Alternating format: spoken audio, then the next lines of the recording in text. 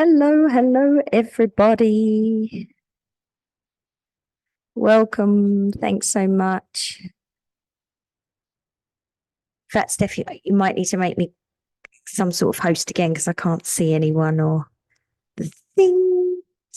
Oh, there we go. Beautiful. Let's fingers crossed. Hi, everyone. Welcome. Wait, get quiet. It's we are welcome. Yes, someone's found the reactions buttons. That's amazing. I'm really sorry. I'm on a little bit of a slightly rushed moment here because I literally just drove for 6.5 hours to be at an educational conference, and then the Wi-Fi didn't work, and then the dog needed it. It's all just fun and exciting. And so, if you do hear some background noise today, that's because I'm in an abandoned cafe in the basement of the hotel, trying to find the strongest Wi-Fi that we can. And my dog is like greeting people as they go past and getting love, and that's nice. But welcome. We're here this evening to discover the universe. To learn about outdoor learning and astronomy, which is very exciting. I'm joining you today from Treaty 6 and Treaty 8 territory. I'm in a place that's colonially known as Jasper. And quite honestly, I have just got here 30 minutes ago, and I don't have the knowledge yet. So I'm going to come back to you in a follow-up email with my connection to this place because I haven't made it yet. I can tell you that it's a phenomenally beautiful place, and so I'm compelled to learn more and dive into that. And that's the best that we can do, or a starting point when we acknowledge land. And for us, traditional ecological knowledge, relationship with Indigenous people is so important when we're learning outside and with the land and with nature as a part of it. And so if you're looking for that knowledge, and like me, you're going to do some research when you have a moment, native-land.ca is a great place to start. Steph's here supporting me physically, emotionally, technologically. And I can do a really good job of it. I just need to be a co-host, Jade, again. It kicked me off. Oh, no. Then I'll be It's able to one of chat. those days. It is. Yeah. Hi, everyone. Lovely. Thanks for the lovely waterfall of hellos. Send us some calm, peaceful vibes down the internet, please. There we go. Native land link is in the chat. It might get a little lost in all of the hellos, but while I'm chatting, I might as well just say hello as well. My name's Steph or Stephanie, either one's fine, and I'm calling in from Kwatsan Nation territory on Vancouver Island in British Columbia. It's a lovely, sort of foggy, sunny, burning off the fog day. I hope it is beautiful wherever you are, whatever the weather. I'm the program manager at Take Me Outside and the grateful co-host. And this is our winter series. So, if you're new, I hope you're enjoying it so far. And maybe you've been here since the beginning. And it's nice to have you either way. It's great to see everyone in the chat. I will be keeping track of the chat, taking questions, all of that, and compiling them behind the scenes for near the end of the presentation. So feel free to use the chat, the Q&A, all of that. Reach out if you have any technical issues, things like that. Your chat can either be hosts and panelists or everyone. So anyway, Jade's going to do the whole Zoom 101 as well. So I won't get too ahead of myself, but I will see you all in the chat. Appreciate you, Steph. Awesome. Yeah. So if you're just joining us, we are in a webinar mode because we've got hundreds and hundreds of you here. Nearly 500 of you have turned up live, few thousand registered. Like, how cool is that? But it means that we can't, unfortunately, host that many people in a meeting because Zoom just can't hack it. And so we're here in the webinar, so we can't see you. You are muted, whatever happens, but please use the chat or the Q&A function at the bottom of your screen to ask questions. As we go through the workshop, there's a top right of your black screen is a view button where you can change the view and make Julie or her presentation bigger or smaller by dragging the bar through the center. So please feel free to utilize that. There are closed captions at your bottom bar under the more with 3 dots if you don't have a full screen open. And so if you need a transcript to help make this go smoothly for you, please use that. It's a great tool. We're just going to do a couple more seconds of introduction. There's a full presentation from the fabulous Julie. There's short time for Q&A at the end, hopefully, and then some very quick prizes. So we're really excited. So please stay right to the end. You'll get access to the recording, a discount code for resources, and your certificate of attendance via a link that will be emailed to you shortly after the workshops. Please check your spam folder if you don't see anything by noon tomorrow. They're in there. But let's just have a quick poll and see who we've got in the room. So let's see. Who are you? I normally ask this question second. But here it comes first, because it's that kind of night. Everything's going to be here, there, dancing around. So are you a KC3 educator? Scroll down, there's other options. By the way, there's only 10 options because that's as many Zoom will let us have. So if you're a librarian, that one's come up, I would call you maybe a community educator. I'm loving seeing this. Okay, I'm going to hold it open for just 5 more seconds, and then I'll share the results with you so you can see. 5, 4, a 3, a 2, and a 1. Here we go. I'm going to end and share those results with you. Look, we are representing the widest, most diverse 10 topics of people I could think of in the education world. And each and every one of you is welcome here. Each and every one of you is important here. So thank you so much for coming. That's really exciting. And I wonder, where are you? I'm going to post a little... here we go. There's that poll. So we've just splitting it up. Actually, we've split it up mostly to sort of center around North America, Turtle Island, because that's where we are. But if you're in the rest of the world, share in the chat. Tell us where you are, please. We're so interested. In the last fall series, we had representation from 47 different countries over our workshop series. Like, how incredible is that? Passion, the connection, the community here is amazing. Iran, welcome. So excited to see people coming from across this country and beyond. One day we'll get to Antarctica. Okay, I'm going to close that poll in 5, 4, 3, 2, 1. Boop. And here's the results for you. So we got some people from up north, east, south, west, all 4 points, and some people joining us from the rest of the world. So I'm so grateful that each and every one of you is here. You are important, and the work we're doing here is really important. All right, I'm going to share a slideshow for just 2 seconds, just to give you a quick whip around. It is January 23rd. We are here with Julie Duval to talk about outdoor learning astronomy. This was my land acknowledgement when I was where I was. And actually where I am is a area. I did read this. It is a ephemeral, seasonal place that the Shakwemak have travelled through in order to hunt, fish, and trade. And these are 2 elders. That's Chief Mike Archie and his brother John Archie. This summer, huckleberry picking with me in Revelstoke, and that's my little pup Otis walking in the snow. And these are the things that make me compelled to learn more about the land, because I spend so much time out there. Here's a quick one for you. How are you showing up today?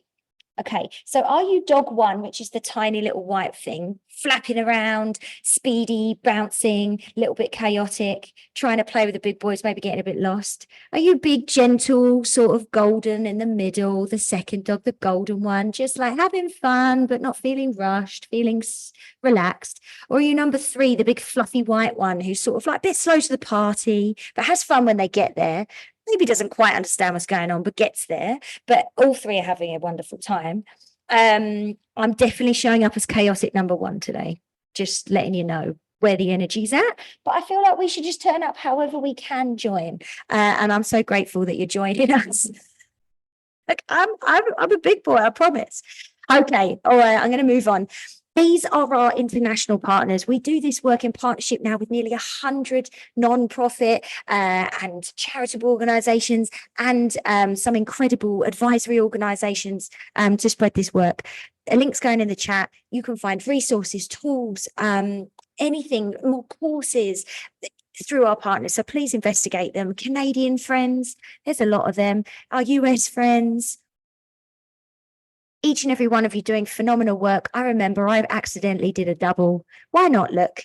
Okay, it's meat and potatoes time, everyone. We're getting to the good stuff. Are you ready for the juicy astronomy? So Julie Bourdac-Duval is an educator who's taught physics and astronomy. Apparently, it's now like 25 years, but you don't look old enough, Julie. She's the director for Discover the Universe, which, by the way, I first met Julie taking one of your courses online, which was free. It was one of the most high quality online workshops I'd ever attended. It inspired me to do this work and what we're doing here. Just so you know, there's a personal joy. And I got these polystyrene balls on sticks because that's what you taught us to do. And so I do this with classes now. So you are, I'm really excited that more people get to see you here. Yes, it's amazing to have you. I'm going to stop sharing. I'm going to turn my mic off and just listen to the joy that is Julie. Thanks for being here.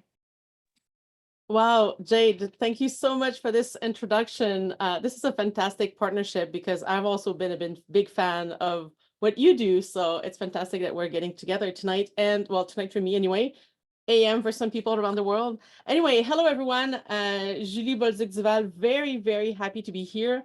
I'm joining you from my home in Quebec in Thetford Mines, the land actually of the Abenaki people. And I'm glad the link nativeland.ca was shared, because a few years ago when I wanted to learn about the land where I lived, I actually checked online, like many people, like, you know, if you work in a university or in school, sometimes the land acknowledgement is already written for you, but I didn't have that. So I had to create it myself, and I went to Native Land and learned a lot. So I highly recommend that you do that. Even if there is an official one for where you are, it's fantastic to learn on your own. So very happy to be here and talk to you about astronomy. And I see some names online. Actually, it's fantastic to see some names I know. But for now, I'm going to share my screen, make sure I share my sound. Perfect. That looks perfect.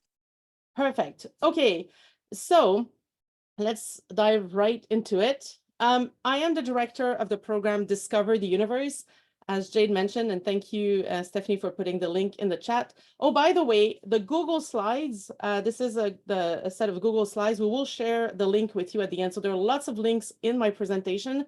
Don't worry about taking note of everything. We'll give you the link at the end.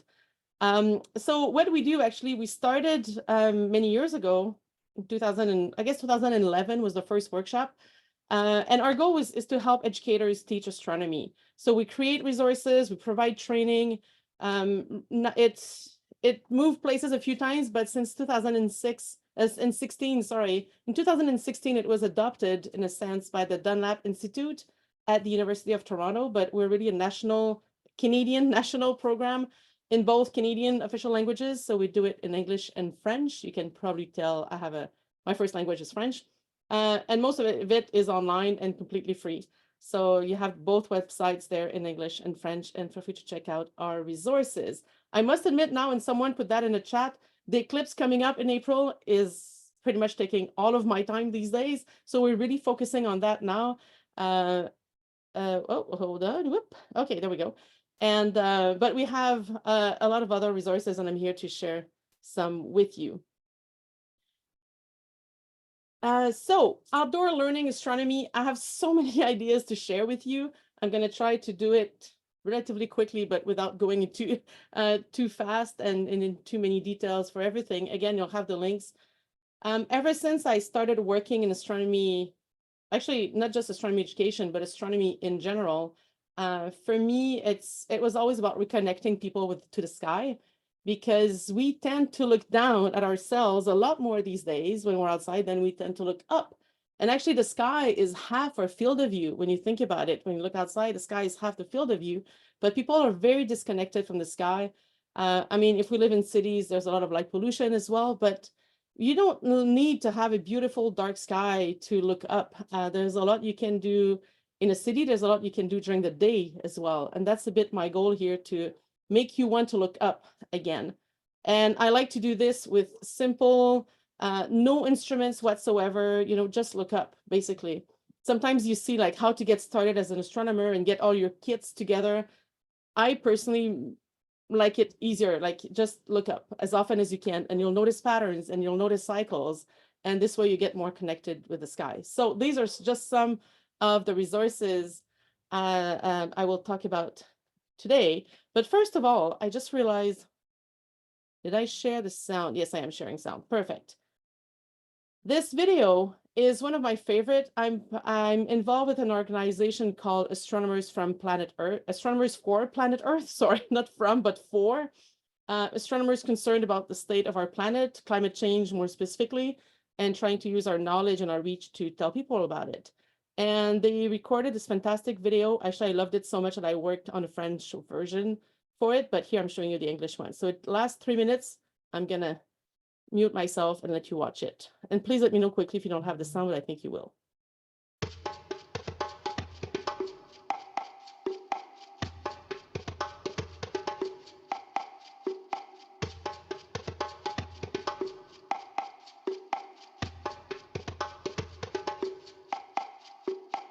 Humanity has always had a special relationship with the stars. Human beings' talent of pattern recognition allowed us to see patterns in the night sky, which not only informed our decisions about navigation and the seasons, but also inspired our stories and myths about creation. All over the world, different peoples looked up at the night sky and used the stars to tell each other stories about who we are and why we're here, as well as to simply entertain one another, which all helped to build their own unique cultures. Throughout history, wandering peoples of different nomadic groups would use the stars to help guide them through different lands. And when human beings took to the seas, the stars became even more important for navigation. One way or another, the starry night sky was always a meaningful part of every human's 24-hour cycle. Then, in the 20th century, much of humanity's relationship with the night sky began to change. As the Industrial Revolution really got underway, the light pollution from cities around the world began to obscure people's view of the stars. Human beings started to more heavily rely on technology to help them navigate the world, as well as to tell stories and entertain each other. Many lost their relationship with the night sky, and along with that, a large part of their connection to the natural world. And with that loss of connection came environmental destruction on a scale never before seen. So much so that human beings began to affect and change the very atmosphere in which we live and breathe, the delicate veil protecting us from the harshness of space. So now, as we use our amazing technology to view the stars and the other planets in our solar system and beyond, what can this newfound knowledge teach us about what we are doing to our own planet? What can Venus's runaway greenhouse effect teach us about Earth's greenhouse effect? What can the loss of Mars's habitability teach us about the continued habitability of Earth?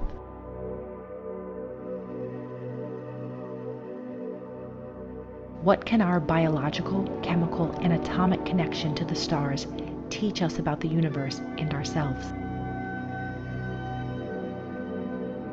Can we reconnect and repair our relationship with not only the stars, but also the natural world?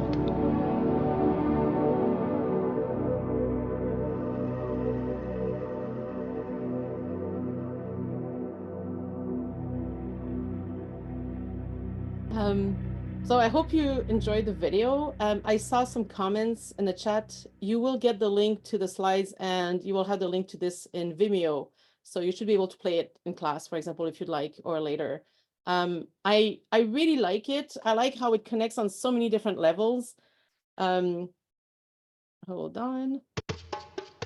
Let's try to get to, I'll just bring it here. I like how it connects on so many different levels about astronomy. We tend to be disconnected from the sky these days, but it used to be our timekeeping. You know, all the cycles that we use. What is a day? Well, it's the time it takes for the Earth to spin on its own axis. That's why we have day and night.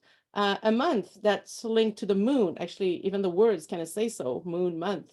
A year, you know, the time we go around the sun. So timekeeping is based on astronomy. Stories, different cultures, their stories. There's so much you could go into. Like there's so many different ways you can bring astronomy in the classroom or with your groups, because it's the whole universe, but basically it connects to everyone. All cultures have a relationship to the sky, timekeeping, stories, navigating, and so on. So yes, I really like this video, and I think it puts a great, it's a great way to start, like how do we connect with the sky and the night sky, for example. So you will have it, definitely. Just coming back, well, I did go over it quickly. What I'm going to talk about is observing the sky first, and then sort of using the outdoor space to create models, because when you go outside, you have more room usually, but or you can use the sun and so on for models. But observing the sky is, for me, the first thing to do. Again, do it simply without an instrument. Just look up as often as you can, and you'll notice different things. First of all, you'll notice the weather. It's not always clear. We don't always see the sky, but that's something that astronomers have to work with. And again, this is a beautiful picture of the night sky, in a very dark place with thousands of stars visible. Not everyone has access to that nowadays. And this is actually a bit sad, because sometimes when I talk to kids, like they've never seen a very dark sky. So they don't know what it really looks like. But I've never heard anyone saying, I went to the countryside, the sky was ugly. Like, I've never heard anyone say that. Everyone loves the night sky when it's full of stars. But when you pay attention to it, again, the brightest planets, for example, you can easily see from a city. The moon, like these days, Jupiter is visible in the evening. Maybe many of you didn't know that, but it's there. So I'll give you some tricks of things you can do simply with your groups. So again, looking up, we showed it earlier. I think Stephanie shared the link. This is a guide I wrote. I'll put it over my face many years ago, and it's available online for free. You can download the PDF. But my goal was really, what can teachers do during the day easily without any instrument, any equipment, and that can cover the topics that we find usually when we start teaching astronomy. So the moon, it's the sun, but really it's about the motions of the earth when you think about it, and the stars. And it can be adapted to many different levels. So I'll just bring the table of content quickly here so you see very quickly. I'll highlight some activities during this presentation, but not all of them. And the grades, some of them are kindergarten to grade 4 or grade 4 and up and so on. Some of these I did when I was teaching Cégep, or the college level in Quebec. So, students 17 years and older. So they can really be scaffolded. And I did some of these with my college students, and they still learn something. So I don't feel like, just because it says grade 4 and up, and if you're teaching grade 11, and if you think, oh, this is not for me, yes, it is. You can really adapt them. So let's have a look at some activities. The first one is super easy, super simple, but it is a great way to start, especially with younger kids. Maybe with older ones, you could just have a discussion. Draw or write everything you can see in the sky during the day and then at night. So you can take your kids outside and have them do it outside. What can they see during the day, and then have them think about what they can see at night. But you'll be surprised at what they come up with. They always have the most interesting ideas, like human-made stuff that's in the sky as well. But one of my goals with this activity, for example, is for them to notice that the moon is also visible during the day, not just at night, because we tend to talk about the moon only at night. Of course, we notice it more at night, but the moon is there during the day as well. And just with this goal in mind, in a sense, like if you go over what people wrote or drew, what the kids drew, then you can really have that discussion and highlight the fact that they can see the moon during the day as well. So again, very simple. You can do it outside, or, you could do it during the day, but it's easy to take them outside and have them draw what they see as well. And then if we talk about observation, well, the moon is probably your best friend, because it's easy to see from everywhere, even in a very light polluted sky. Observe the moon as often as you can over a full lunar cycle, about 30 days. And we do offer a sample journal. You can create another one, prettier if you want, or, just have them maybe write the date, the time, the location. You can write the weather and the sky conditions if they want, but really draw the moon over and over. And the goal is not to have a perfect drawing. The goal is just to notice where the moon is. I was presenting in my local high school this week, last week. And when I asked some grade 8s, so it was secondary school, they were grade 8s, I asked them how long it takes the moon to go around the earth. They didn't know. And then I said, well, how long between full moons? And they didn't know. So to me, it shows that they've never really paid attention to the full moon. They don't know it comes back every month or so, every 30 days. So it's very interesting for me to, again, invite people to look up. And again, I did this with my college students, and they noticed things they didn't know before. So just, and you know, you look up and you pay attention to when it is, and ask them to observe any time during the day, because the moon will be up during the day sometimes, or in the evening. Don't wait until the evening to look up. And that's something that every time I go outside, I know I love astronomy, but every time I go outside, I tend to pay attention to what's in the sky. First of all, notice if it's clear or not, and if, you know, what can I see? So it's kind of a nice habit to do, take 2 minutes to look up. And what they'll notice, as I said, they'll notice patterns, they'll notice cycles. And it's a very good way to start. Of course, the weather will be annoying, like you won't get to observe every day, but that's fine, because after, you know, even if you don't have records for every day, that would take a while anyway to do every day, but it's, if you pay attention, you'll start noticing patterns, and you will eventually get clear skies. Sometimes we get long stretches without clear skies, but we just have to live with that. That's the weather everywhere. And of course, then you can talk about the phases of the moon, and the fact that, you know, we see the moon go through the phases depending on where it is in its orbit around the Earth. And this is just a drawing, sort of the best drawing we can get in 2D on a slide, but it's so much easier when you do a demonstration. And the best demonstration you can do for the phase of the moon, and just show it quickly. Oh, I'm gonna lose my moon. But anyway, if you have a ball and you put it on a stick like this is your moon, your head is the Earth. Have a source of light, or go outside with the real sun and have the moon go around your head, which is the Earth. And then you'll see the phases on your ball moon as you'll see around, and as it goes around. So this is a super quick demo that I'm doing now, but I invite you to try it. Try it with one source of light and see the phase on your ball. And then you can invite your groups and your students to do it. I don't have a whole lot of time to explain. Sorry, I'm seeing some action in the chat here. I should ignore the chat for now.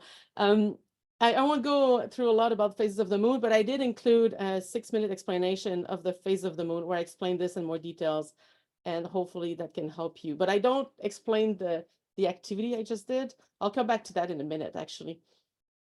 But yeah, phases of the moon, it's one of those subjects that are usually in elementary school level curriculum or primary school level.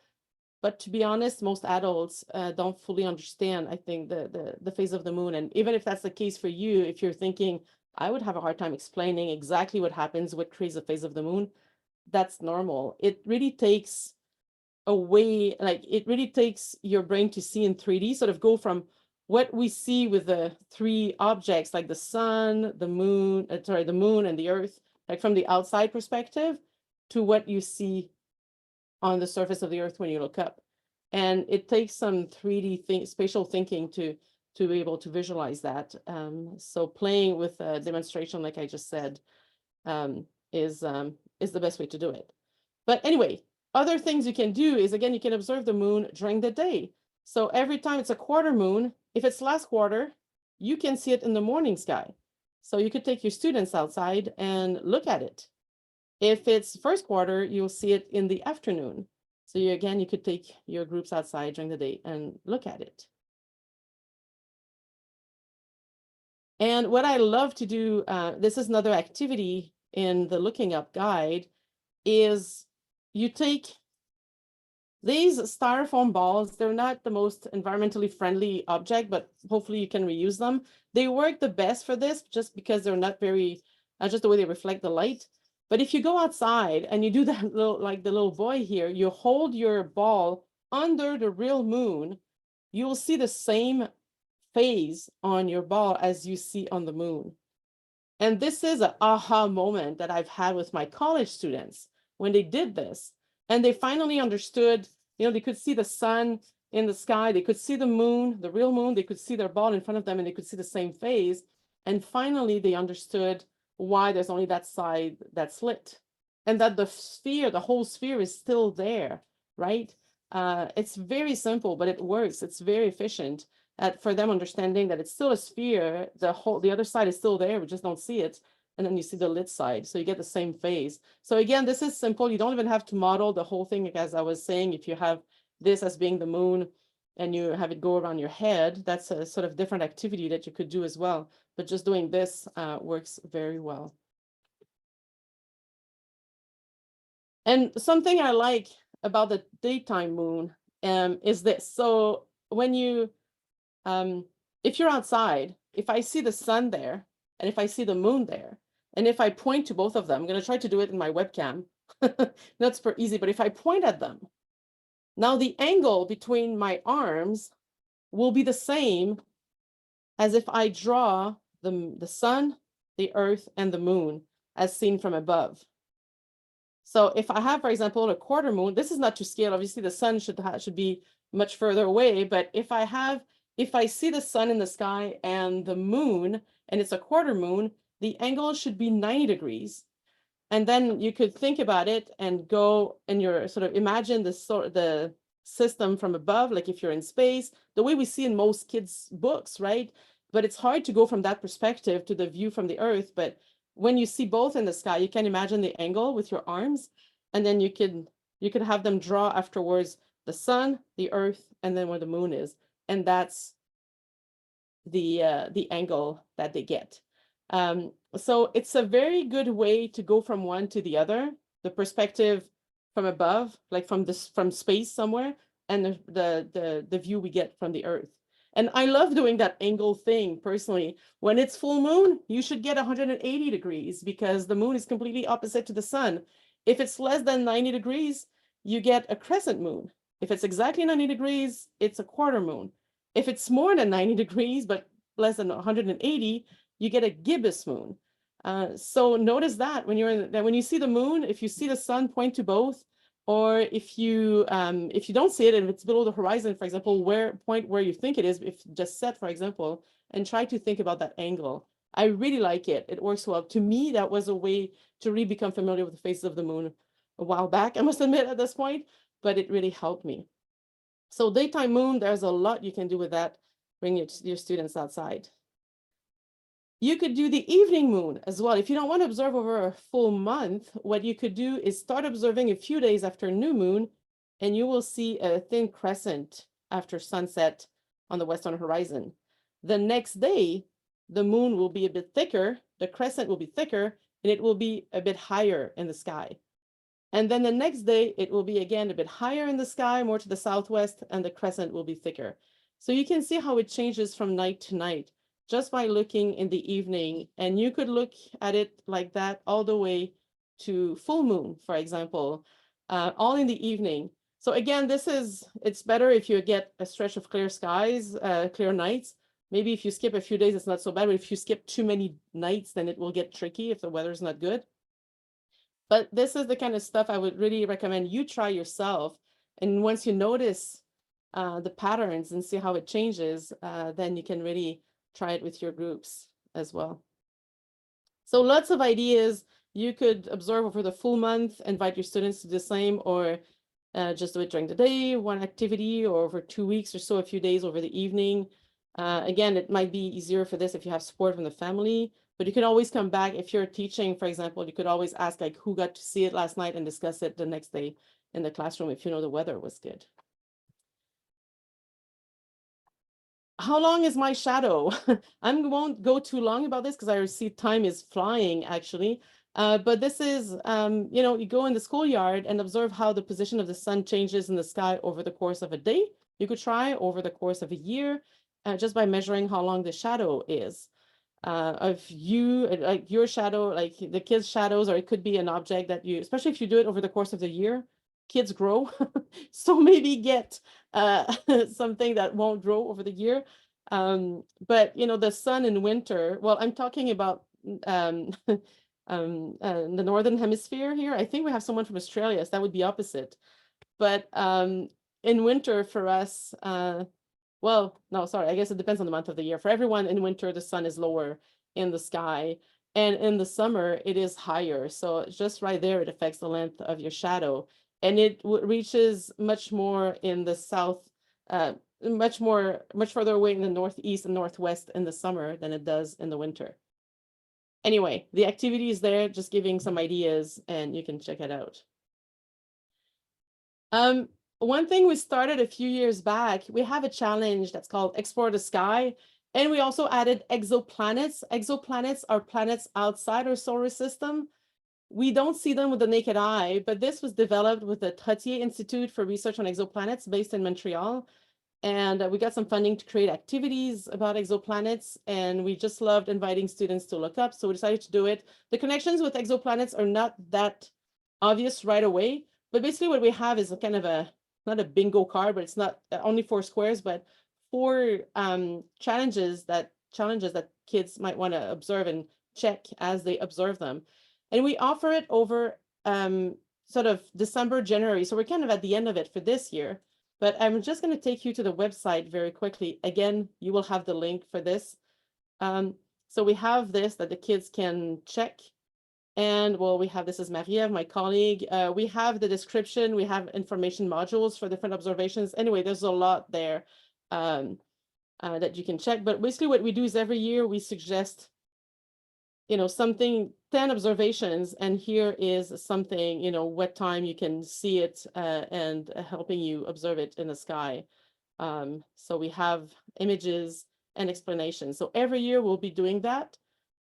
You can check the best way. I'll give you afterwards how to sign up for our newsletter. That's probably the best way to stay informed of when it's offered again next year. Now you can check this year, but it's kind of finishing now at the end of the month. And just so you know, this challenge has a lot of resources. Again, we have little short text on every observation as well. So if you want to bring it back in the classroom and have students read about the object, Marie-Ève wrote a lot of that. And you've seen a lot of these pictures so far. These are taken from Stellarium, an amazing planetarium program.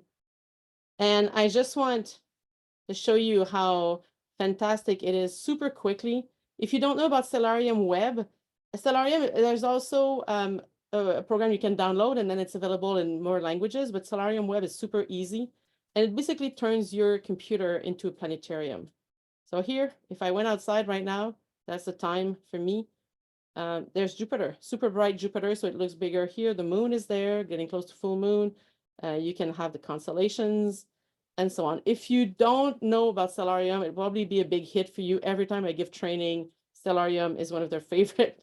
And again, we created a short tutorial, so you can check it out once you have the link afterwards. And yes, it is an app as well. There are different apps you can have. This Stellarium Web is so easy to use. So I like Stellarium Web. I like those apps. Hopefully when you go outside, the kids don't look at their screen so much, look at the real sky, but it's a good way to introduce the sky anyway, because I've done that with my kids before. To go outside and they end up looking down at the iPad instead of looking up at the sky. And I was like, no, that's not the goal. I want you guys to look up. But I mean, you need to find a balance, but it's an amazing tool to learn the sky and become familiar with what's visible. Let's talk about creating models. And I see time is running. I feel like I have so many ideas to give you. You can use so again, looking up, there's a lot you can see, but you can also go outside to use the space to create models. Model the solar system in your neighborhood. Every time we see a drawing of the solar system, it's never to scale, because there's no way you can see the planets and have the right distances. If the distances are right, then the planets are too small. We don't see them. And so it's very tricky. So one of the best way to do it is to make a scale model. And we have on our website a page where you can, let me take you there very quickly. We probably need to revamp that page. But you select how big you want the sun to be. Let's say I want it to be a soccer ball, and it will give me the size of all the objects. And my employee was very creative when she put that. This is actually very funny when we find us astronomers trying to find the right seeds in our kitchen to fit the size of the planet. I've done that. How big it is and where it is in kilometers in this case. So you might have to do some conversions, but you can even have it appear. If I zoom, I'm going to be somewhere, in Winnipeg.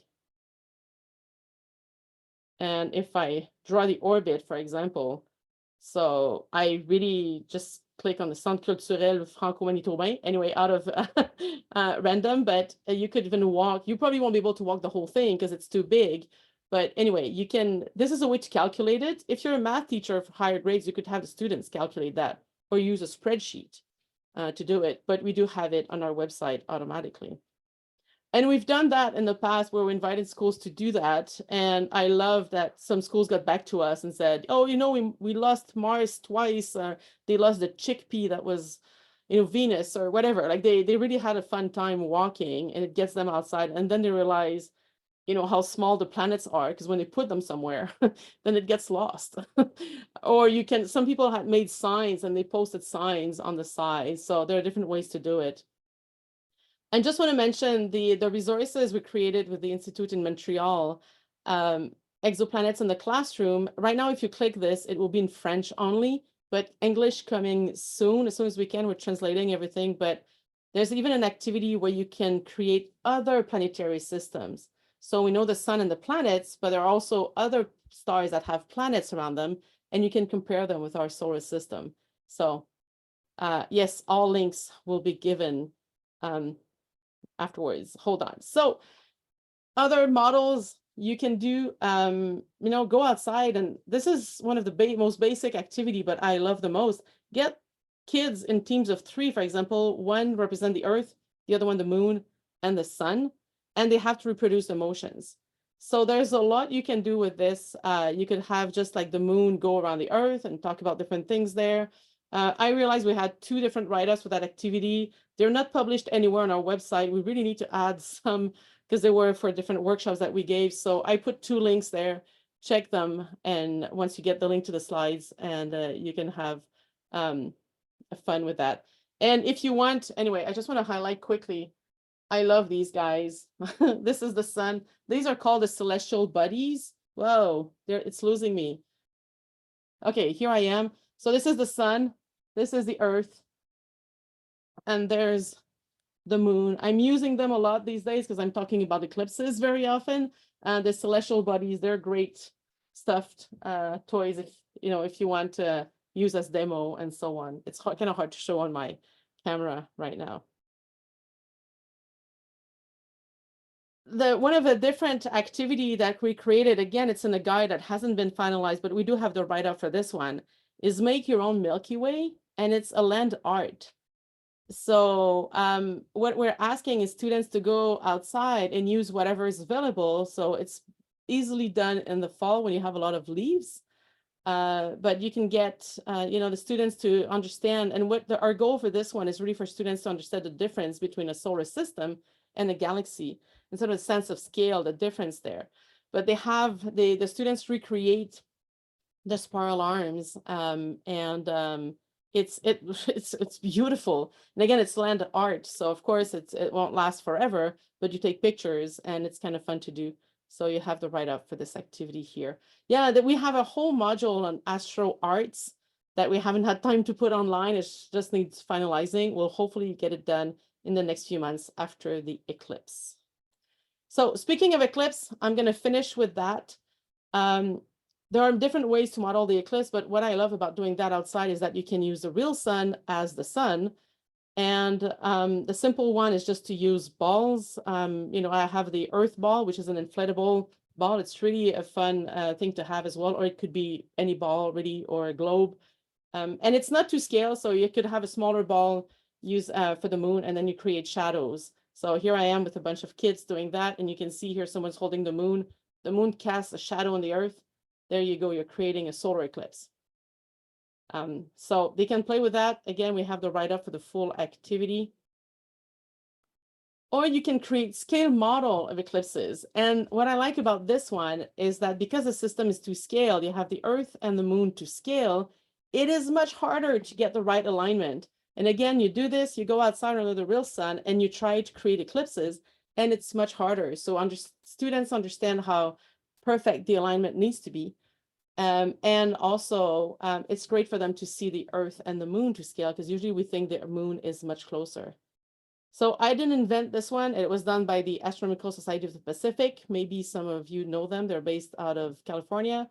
for the Night Sky Network. I put their links there. You can investigate, but we did have I did write an activity for our website, and it's there as well. Oh, and yeah, here's the student. The moon is here, the earth is there. And if you get the alignment right, there you go. You have a solar eclipse. You have the shadow of the moon on the earth. It's super small, but it works. And why am I talking about eclipses? Well, these days I'm talking a lot about eclipses because we have a fantastic event coming up April 8. All of North America will see it, except if you live in Alaska or this part of Yukon. Sorry if you live there. Everybody else gets to see at least a partial eclipse. And if you happen to live in the path here in red, that's the path of totality, then we get to see a total solar eclipse. I live right there, right in the path of totality. So it's super exciting for me, but for everyone, this is the first time in, in Quebec anyway, it's the first total solar eclipse in over 50 years. So for most kids, it's once in a lifetime. And I'm working hard to get schools organized from Ontario to Newfoundland to observe it. Obviously, any schools can go online and check our webpage for the eclipse, but we're really working hard to get the schools ready along the path of totality and nearby. So our eclipse webpage has a lot of information. Check it out.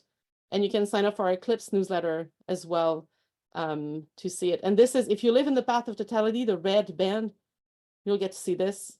I got to see it I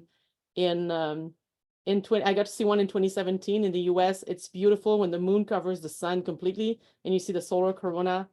It's definitely something you remember forever. So we all hope for clear skies on that day. And many of you in the US get to see it as well in Mexico. The eclipse web page, hold on, I'll put the link because it's, well, you can get it from our main site, but it is slightly different. And there we go. And I just want to mention, but probably Stephanie and Jade will mention that they have some great resources on their website, and Stephanie put the link, I think, to the Night Sky Guide. Look, I'll put it here. It's great. Actually, it's well done. And you even have like glow in the dark maps of the sky. So it has great resources in there, like kind of a starter guide for the night sky. So there we go. Stephanie put the link again. And I'll share with you the link to the Google Slides. I'll put that there. I just want to mention, here's my contact email, our website. This is our regular newsletter. But I just want to mention for the eclipse, we have, that's pretty much all my time is spent on the eclipse now. We have a specific page and a specific eclipse newsletter. So right now it's kind of looks like we have two newsletters, but we're really focusing more on the eclipse one for the next few months until April 8th. And then we'll start organizing other stuff as well for, not for the eclipse, but it's once in a lifetime chance for us here on the East Coast. So we're working hard on it. Oh, thanks. Perfect. Thank you, Stephanie, for putting the link. Wow, I feel like I could have talked a lot more, but I'll have to stop here. Oh my goodness, merci bien. Thank you so much. I can only echo. I mean, everyone could hear it, the genuine excitement in my voice when I introduced you, but now everyone sees it. If you haven't done one of Julie's courses before, now you get it. People were just, there's so much information, those beautiful free resources, the way that you can, I mean, for us in BC, the science math curriculum is about patterns, about cycles.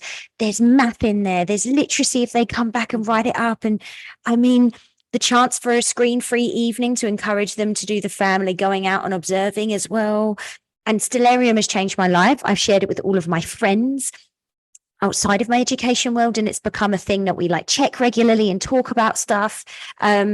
That was incredible. I'm going to get into a couple of questions.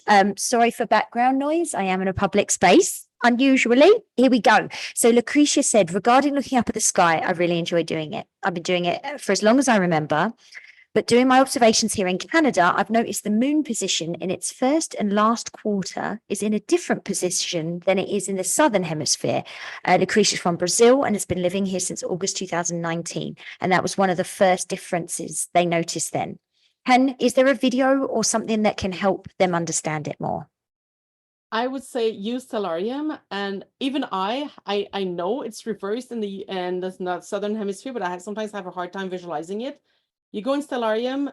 In Stellarium, it will pick up where you are if your browser can know your location. but you can always click in the corner. Anyway, check the tutorial. It will show you what to change it. You just bring the cursor to somewhere in the southern hemisphere and play with the dates and find how different it is. Just really, we're just looking at the sky from a different perspective. So the phases look kind of reversed. Yeah, and it's interesting. I'm used to the sky, everything moving east to south to west. But in the southern hemisphere, it goes from east to north to west. So it kind of moves in the other direction in the sky. I've only been once close to the equator. I've never been in the southern hemisphere. And I was in a big city in Medellin in Colombia, so I didn't get to see the sky that much. So it's tricky. Like you really have to be familiar with both, I think, to fully understand. But Stellarium is your best friend, I think, for that. Amazing. Thank you. Someone said, anonymously, can you tell by eye when there's a full moon? Do you got your full moon eye in, or do you have to like calculate it between 1 or 2 days? Oh, well, technically full moon lasts for only a second when it's exactly opposite to the sun. But for most of us, there's like 2 days or 2 or 3 days where it looks pretty full. So most calendars now, you can check that online. Your iPhone, like, your smartphone can tell you. So there are many ways to find where the moons are, when the full moons are. And again, even though it lasts only an instant, technically the 100% lit, I usually say for a few days, or because sometimes full moon will happen during the day for us as well. So it's like the 2 nights around that are good enough for it. So yeah. Super. Celebrate. It's like a 2-day full moon celebration. I love it. Exactly. Tamika asks, are there any resource recommendations for teaching how to use constellations and celestial bodies to navigate? Well, the main thing is if you are in the northern hemisphere, then the North Star is really the easiest one to find, and then you're looking north. In terms of navigation, like if you're really, how they used to navigate on ships, and cross the oceans, I know some details. I'm not an expert on that, and I would have a hard time. I'm sure if you Google that, you can find some things, but definitely to find your way around. And actually, I want to mention as an anecdote, I used to live in Victoria, and I do remember getting lost a bit in Victoria. Somewhere I was going to a friend's place, and I found my way using Jupiter because I knew Jupiter was in the south. So I followed Jupiter in the sky. So once you know the sky, you can you can find your way a bit with that. So yeah, just learning the sky, I think, helps, and the North Star. I didn't go into all those details, but definitely Stellarium. There's lots of resources you can do with that. Beautiful. Okay, I've got time. We've got 3 last questions, and I'm going to try and see if we can squeeze more in. Shahrazad, I hope I said that right, says, do you provide different versions of each activity based on age group, or do you publish one and then it's kind of broken up into bits? I usually publish one, and I know for teachers, you like to have different grade levels, but like I said, I used to do some of those activities at the college level, even though they are technically in the curriculum, let's say in grade 6. So I liked, and I've never taught in like elementary or secondary school. So I kind of go on the professionalism of the teacher and say, oh yes, I can adapt this to my level because you're the expert in your classroom. You're the expert for that, how you can adapt it. And it's tricky because, for example, the eclipse coming up, please talk about it, even if it's not in even if space is not in your grade curriculum, right? It's such an amazing event. You might as well talk about it. So for me, it goes beyond. If there's something amazing happening in the sky, it goes beyond exactly what's in your curriculum for that year, and just please mention it. So I tend to share one activity, and because also we're a small group, we don't have time to adapt. And being Canada-wide, there are so many different curricula across Canada. It's all different from one province to another. We just do one and then rely on your professionalism to adapt to your level. And I found like this, if most of the curriculums that I work with across North America, they build, from K to 3 to 4, they're building on these sort of basic principles. And then, hey, if you've got older kids, maybe you're looking at the social aspect of how have humans interacted with celestial objects or special events in nature, and you can turn it into a literacy exercise. You can turn it into a math of calculating. And this leads us into the next question. Samantha's asking, what's a good go-to resources for finding information about future eclipses or future celestial things? I think it's you, isn't it? Your newsletter? Well, yeah, although we don't, it depends where you are, right? Because eclipses are some every 6 months somewhere on the globe. So you have to know, I tend to go to some of the, like Time and Date is actually very good. The link to Time and Date is somewhere on my slides. There are some NASA sites or Mr. Eclipse. Anyway, there are a few sites that I go to where you can check in the future, 600 years from now when the eclipses will be, but time and date is probably a good it's kind of in between site that's pretty easy to use. So time and date, their section on eclipses is probably very good. Wow, Amazing. I see the stuff going through the chat. Like I wish I had time to answer everything. I know, and this is it. We got to have you back, Julie. Maybe you'll do one of the seasonal courses where we can have you for 4 weeks, because I think Oh, you I would love got 4 years of knowledge to share with us. More than that, but okay, As long as it's everyone. after the eclipse, as long as it's after the Yes, eclipse, yes. Post eclipse, we'll get you back, and then we could talk about it. Maybe there'll be some amazing things. Look, last question: is there anything that connects space on the sun with animal behavior, so people could make linkages there? I don't have any resources like that. I know, definitely. What I love, for example, the eclipse coming up in the Path of Totality in Quebec, there's a zoo and there's kind of 2 animal places like parks, and there's definitely a zoo. And I know they're going to have cameras on the animals to see how they react when darkness comes, because animals do react when darkness comes. Like if you had chickens, for example, they Amazing. would go back inside. So like birds would definitely, crickets would sing anyway. So that will be interesting. So hopefully we'll have some news from those. But I think if you look in the literature, there's probably some. I just don't know all the details. And Crystal, maybe that's an inquiry question. What do we think might happen if you're somewhere where you can observe it, or pose that as some emergent learning? Okay, Julie, I loved every second of that.